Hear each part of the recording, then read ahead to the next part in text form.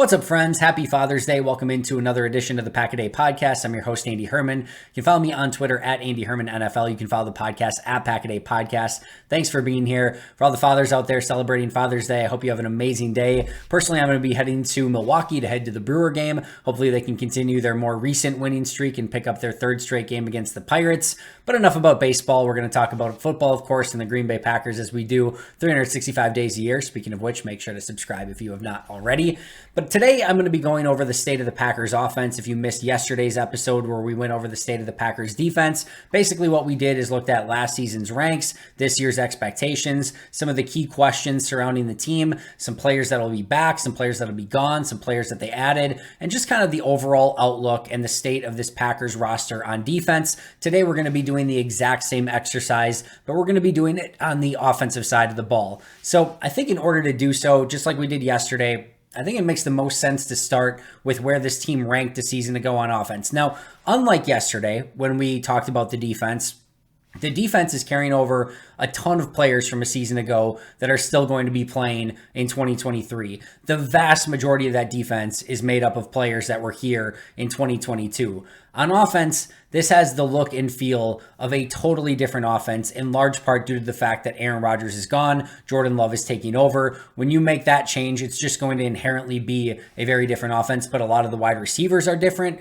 Randall Cobb is gone, Allen Lazard is gone. To a lesser extent, Amari Rodgers and Sammy Watkins won't be playing as much. Your best blocking tight end in Mercedes Lewis is gone. But just in general, though, starting with Rodgers, this is going to feel like a different offense. So we'll look at the numbers and statistics from a season ago. However, I don't think it's completely apples to apples like it was for the defense yesterday, simply because this is going to look and feel like an entirely different unit for Matt LaFleur's offensive side of the ball. All right, but let's start with the numbers. They were 17th in yards per game last year with 337.9 yards per game. They were 17th in passing yards per game with 213.6. And I want to talk about that number for a moment because on paper, and I think when we think about this, going from Aaron Rodgers to Jordan Love, that's going to be a change probably in the wrong direction, right? You're going from a Hall of Famer, four-time MVP, superstar quarterback in Aaron Rodgers to a first-time starter in Jordan Love. And I don't think anyone has the expectations that Jordan Love's just going to come in and immediately be better than Aaron Rodgers. That'd be pretty crazy, right? But I do want to talk that last year as a passing offense, 213.6 yards per game from a passing standpoint. And yes, it was 17th in the league, and passing yards were down last year, and defenses made it very challenging for opposing offenses. There's easily a world in which Jordan Love in this Packers offense could easily surpass 213.6 yards per game. Now, that is not the be-all, end-all of statistics. That doesn't mean that they are better. It doesn't mean they're worse. It doesn't necessarily mean any one specific thing, but this is not a well-oiled Aaron Rodgers offense that was throwing for 300 plus yards per game just in the passing game. This was a different season last year for Green Bay, and I don't think that 213.6 passing yards per game is out of the question for Jordan Love in this Packers offense this year. So 17th last year in passing yards per game, 15th last year in rushing yards per game with 124.3 rushing yards per game, 14th in points per game at 21.8. They were tied for 10th with the least amount of interceptions with 12, tied for 20th with the least amount of footballs with 10, and tied for 14th in the least amount of turnovers with 22 total. They were 17th in third down percentage with a 39.5% efficiency on third down. They were 23rd in red zone touchdown efficiency, scoring a touchdown on 51.85% of their drives into the red zone. They were 12th in offense by PFF's grades, compared to the rest of the league. And they were 11th in offensive DVOA per Football Outsiders. So on the high end of things, they didn't have a ton of interceptions. They were 10th. They were 11th in DVOA. They were 12th by PFF. So those were some good numbers. On the bottom side of things, they had a lot of fumbles with 10, which was 20th in the league. They were 17th in passing, 17th in total yards per game, 17th in third down percentage, and 23rd in red zone efficiency. So somewhere between 11th, 12th, and about 17th, 20th, somewhere in that regards. I would put them right smack dab in the middle, right around 16th 16th, 17th best offense a season ago if I had to rate them comparative to the rest of the league when you put together points, turnovers, yards, all of it. Right in the middle. If you want to, hedge that a little bit more towards 13th, 12th, somewhere in there, sure, by all means, go for it. If you want to hedge it down a little bit, 18th, 19th, you could do that as well. But somewhere in that range is where their offense ultimately graded from a season ago. So what did they lose? What changed? So the players that they lost, surprise, Aaron Rodgers is gone. He is a member of the New York Jets. We'll get to grades in just a moment. Sammy Watkins, who played a decent amount to start the season, is gone and was clearly gone towards the end of last year as well, but he will not play any snaps for Green Bay this year, I promise you that. Randall Cobb is gone. Allen Lazard is gone. Juwann Winfree, Amari Rodgers, Mercedes Lewis, and Robert Tonyan. Interestingly enough, the running backs outside of Kylan Hill, who I think had 1 carry last year or something like that, but outside of Kylan Hill, like the entire offensive line and running back groups are totally back, but a major change at quarterback, a major change at wide receiver, and a major change at tight end. So interesting, running back, offensive line, mostly the same. Quarterback, wide receiver, tight end, some major changes within that group. But Rodgers, Watkins, Cobb, Lazard, Winfree, Amari Rodgers, Mercedes Lewis, and Robert Tonyan, the players that are gone. Last year, per my grades, again, grading every player on every play for the last, 7, 8 seasons now, whatever it's been. Aaron Rodgers I had with a plus 0.2 grade. Sammy Watkins, negative 3.65. Randall Cobb, plus 0.2. Allen Lazard, plus 2.7. Juwann Winfree, negative 0.25. Amari Rodgers, negative 1.5. Mercedes Lewis, plus 4.25. And Robert Tonyan, negative 2.25. So the big players that they're going to be losing from a grade standpoint last year, Allen Lazard, plus 2.7. Mercedes Lewis, plus 4.25. On the other side of things, the two that they, probably, or three that they're probably not going to miss too much, Sammy Watkins, negative 3.65. And then Amari Rodgers, negative 1.5, and Robert Tonyan, negative 2.25. Overall, if you were to take all of those players and put their grades together from a season ago, negative 0.3. So just like we talked about with the defense yesterday, there was some addition by subtraction. Now that's not totally going to be the case, and moving on from Aaron Rodgers is not going to be easy. I think Mercedes Lewis and Allen Lazard, and even Randall Cobb to some extent, are certainly going to be missed on this offense. But overall, if you take that group as a whole that they are replacing, they graded as a negative 0.3 last season. Can the incoming players grade better than that? That will remain to be seen. The other thing that's interesting here as we get to our incoming players for this team, I didn't really recognize this. I think if I probably had put 2 and 2 together or ever really looked at it, I would have been able to tell you this. But I think it's very interesting that the Packers didn't add a single veteran on the offensive side of the ball. Every player that is new to this roster in 2023 on offense is a rookie. Sean Clifford, Lou Nichols, Jaden Reed, Dontavian Wicks, Grant Dubose, Luke Musgrave, and Tucker Kraft. Those are the new players that are in. Every single one of them is a rookie player. Now, I would also put on the in list this year, basically Jordan Love, right?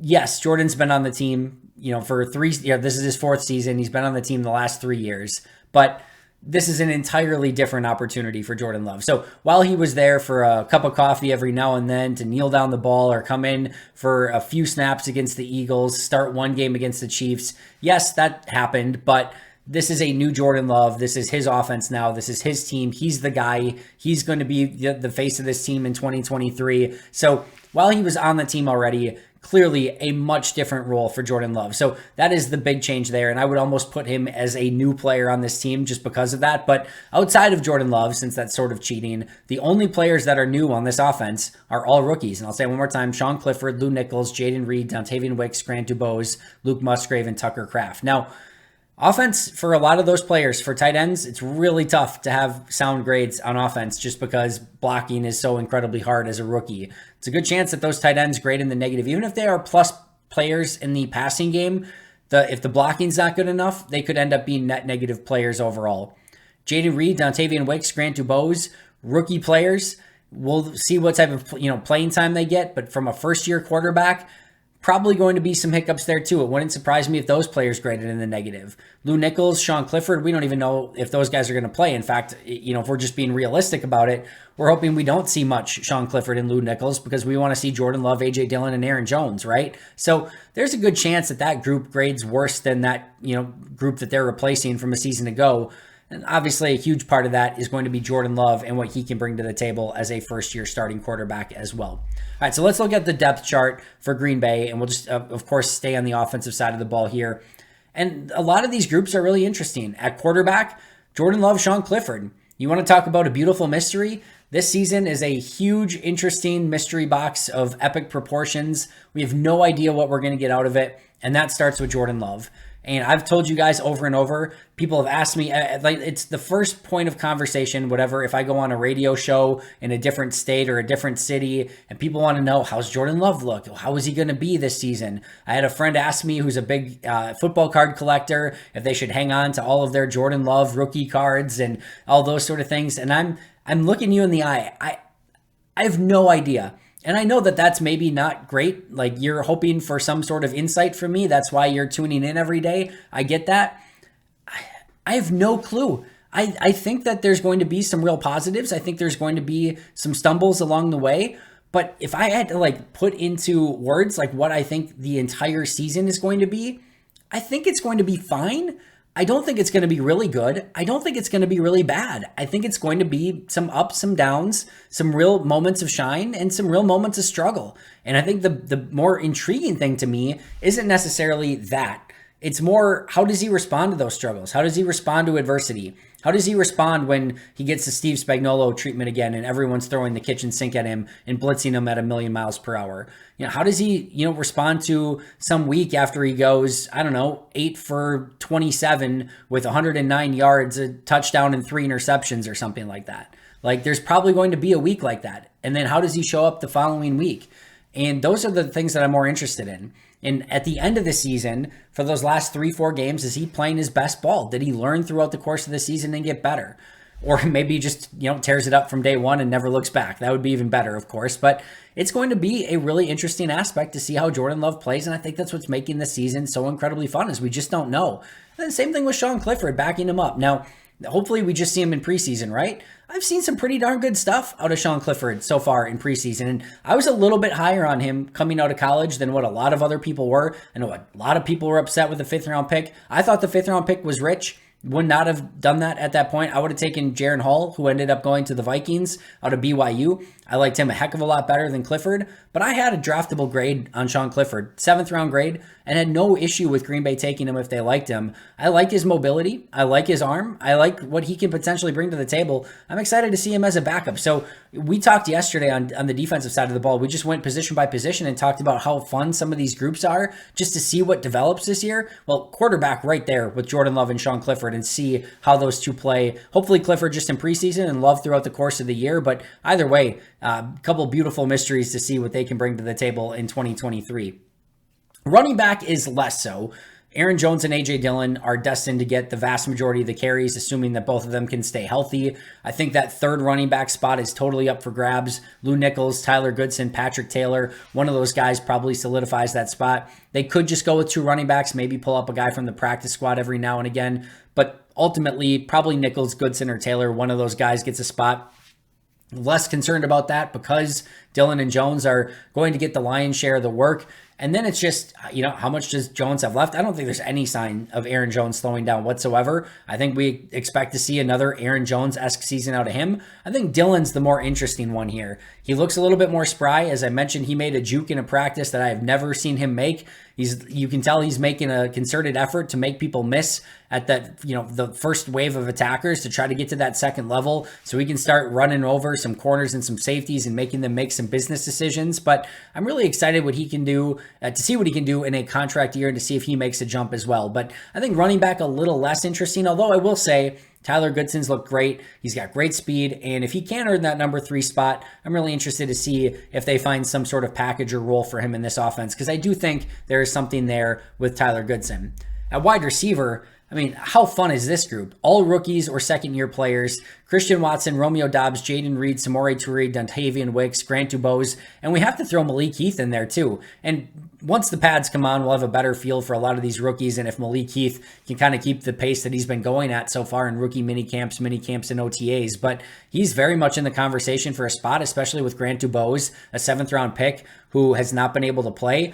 There's a chance that on Green Bay's draft board that they had Dubose and Malik Heath right next to each other. That's well within the realm of possibility, like separated by almost nothing. So if Heath shows out and Dubose just doesn't do a whole heck of a lot and is injured the majority of the offseason, it's very possible that Malik Heath could make that jump. Maybe Bo Melton can get in that conversation as well, a 7th-round pick from a season ago who Green Bay took off of Seattle's practice squad. There's a lot of fun, intriguing talent here, but Christian Watson, what type of jump can he make? Romeo Doubs, same thing. Samori Toure, same thing. What does Jaden Reed give you as a rookie 2nd-round pick? Dontavian Wicks has been fun to watch when he's been out there so far. 5th-round pick, Brant Dubose, 7th-rounder, Malik Heath we've talked about. That is a fun group, and to see what they're going to get out of those playmakers is going to be maybe one of the most fun things to watch in this entire season. At tight end, same thing. Luke Musgrave, Tucker Kraft, 2 phenomenal rookies who have all the talent in the world, and it's going to be fun to see what they can do in 2023. We've talked about over and over how hard it is to play tight end as rookies, but Luke Musgrave looks ready to play. I think, was it Jordan Love that was bragging about how well he knows the playbook already? I think it was. But either way, like Musgrave is going to play a ton of snaps. So you expect Tucker Kraft to get some snaps as well. Josiah DeGuara is probably going to get a little bit more of a chance and has a little bit more rapport with Jordan Love than I think he ever did with Aaron Rodgers. And don't completely undermine Tyler Davis either, who I think has a really good chance of making this team as the number 4 tight end. So that's another group I'm really excited to watch. Offensive tackle, Bakhtiari's back. Hopefully he's just as good as he's ever been. Yosh Nijman and Zach Tom are battling it out at right tackle. Then you've got a trio of fun second-year players in Rasheed Walker, Caleb Jones, and Luke Tenuta to keep an eye on. At guard, Elton Jenkins, Jon Runyan Jr., both of them solid starters. Obviously Jenkins even better than that. Royce Newman, we'll see if he can kind of get back to, I think, a little bit better in his, sort of the early years in Green Bay. I didn't think he had a good year last year, but this is going to be a big season for him. And then can Sean Rhyan do anything as a 3rd-round pick? That's another interesting name. And then at center, probably the one, just as we ended with safety yesterday with a lot of unknowns, I think center with Josh Myers and Jake Hansen is certainly another version of that. Now, does Zach Tom move inside? Does he get involved? We've seen Sean Rhyan move to center and practice a little bit there. The hope is that you don't have to move Elton Jenkins inside and have him play center at any point. He can just stay at left guard, but that's probably the one that leaves you a little bit more underwhelmed. But Josh Myers is going to be he was just a 2nd-round pick 2 seasons ago. And what type of jump he can make in year 3, and if he can get a level of consistency, that would go a long way in solidifying that Packers offensive line. That brings me to 7 questions that are sort of surrounding this offense that we need answers to if we really want to know what type of ceiling this Packers offense has this year. It goes without saying, and we had a huge discussion about this on another episode, but Jordan Love is number 1, right? What does he bring to the table? What can he be? How great can he be? How bad is he? Like, where in the middle is there a middle ground there? We just don't know what it's going to be, and it's going to be really fun to find out, but that's going to go a huge portion of the way in defining what this Packers offense looks like this year. Number 2 on my list is, can David Bakhtiari and Elton Jenkins both stay healthy? And can they dominate the left side of that offensive line? Or I guess the right side of the opposing team's defensive front, right? That is one of the best tackles in football, one of the best tackles I've ever had the joy of watching. One of the best guards in football right now. And if those two are tag teaming together on the left side, you are hoping for movement in the running game. You're hoping for flawless pass protection in the passing game. And if that can happen, that's going to go a long way in Jordan Love having confidence in his blind side and hopefully a place to run the ball on some key downs and in some situations where you need to pick up some yardage. You can trust Bakhtiari and Jenkins to get some movement and hopefully that running game going easily along the left side. So if Bach and Jenkins can dominate and get back to being one of the best left sides in football, that's going to go a long way for this Packers offense as well. And then let's talk about the other ones. We just talked about Myers, but Myers, Jon Runyan Jr., and then whoever wins out of Zach Tom and Yosh Nijman. That's going to be the lesser side of the line. I don't think there's any question about that. Jenkins and Bakhtiari should be great. Then how does it go from center, right guard, to right tackle? Can Josh Myers take that jump and be a solid center, even closer, a little bit better than what we saw even in his rookie year, where he was okay, not great, but okay. Jon Runyan Jr., who 2 seasons ago I thought was the best player on the Packers offensive line. And then, Yosh Nijman and Zach Tom, who have both shown some real positive signs. Which one of those is going to win right tackle and just how well can they play? I think that is going to go a long way in just seeing where's the weakness on this offensive line. And if there is none, it's certainly going to help everyone else out on offense as well. What type of jump do the 3 second-year wide receivers make? Christian Watson, Romeo Doubs, Samori Toure. Romeo Doubs, as I mentioned, is the leader in the clubhouse for second-year jumps. He's had a really great minicamp in OTA. Let's see if he can carry that over into training camp, regular season, etc. But Samori Toure, Christian Watson should be able to take a significant jump as well. That's a scary thought to think about when Christian Watson was already tearing things up in the second half of last season. Number 5 is how quickly can these rookie tight ends acclimate to the NFL? We've heard about how Musgrave has picked up the playbook. He's been great as a receiving tight end. Some mishaps in blocking so far, but I think he's going to play a huge role. I think Tucker Kraft's going to get a real opportunity as well. But how those two can play as rookies is going to go a long way to knowing what this offense can be this year. Can the red zone offense look better? They were really tough a season ago in trying to get into the end zone. They need to do a better job of converting those red zone opportunities into touchdowns and more points. Can they be better in that area of the field? And then last but not least, number 7 is what does this Matt LaFleur offense look like without Aaron Rodgers? We just don't know. It could be better. It could be worse. There could be probably more or less checks and audibles and, getting out of running plays and things like that. Probably more using the middle of the field, probably some more play action stuff, some more under center that Matt LaFleur wants to run, some more bootlegs, but probably not some of the superhero stuff that Aaron Rodgers can do either. So there's going to be a balancing act there, but what does this offense look like without Aaron Rodgers? And specifically, what type of plays does Matt LaFleur call? What type of scheme does he put together? It's all going to be very, very interesting. My prediction for this offense, I think we're going to see a very similar offense that we saw a season ago. I know I mentioned the same thing yesterday for defense, but what I'm looking for isn't statistics. It isn't numbers. It's growth. I want to see growth from week 1 to week 17 and hopefully beyond, and this team playing its best brand of football at the end of the year with these young players. I think you're going to get a solid season from Jordan Love. I think you're going to get real flashes from Musgrave and Watson and Doubs and Kraft and the playmakers on this team. I think you're going to see an increase in turnovers. How could you not? You had the most turnover risk averse quarterback of all time in the NFL. Like, he has been insane at taking care of the football, being Aaron Rodgers. And now you're going to Jordan Love, who's already thrown a few balls up for grabs in practice and had a little propensity for doing that in his last year at Utah State as well. You're going to have an increase in turnovers. I think that's safe to say. But I think you're also going to see an increase in playmaking. And I think with Christian Watson, Samori Toure, Jayden Reed, Romeo Doubs, Aaron Jones, A.J. Dillon, Luke Musgrave, Tucker Kraft, I think we're going to see some more yards after the catch and some more playmaking ability for this offense as well. And at the end of the day, I think you end up with a middle-of-the-road offense with real legitimate signs for promise long-term, which is, like I said, I don't necessarily care where they end up statistically. I want to see them grow throughout the season and be playing their best brand of football at the end of the year. That's where I'm at for this offense. I hope you enjoyed this episode. If you didn't get a chance to check out the defensive version, make sure to check that out from yesterday's podcast. I'll be right back here tomorrow with an all-new episode. But until next time, and as always, go Pack Go.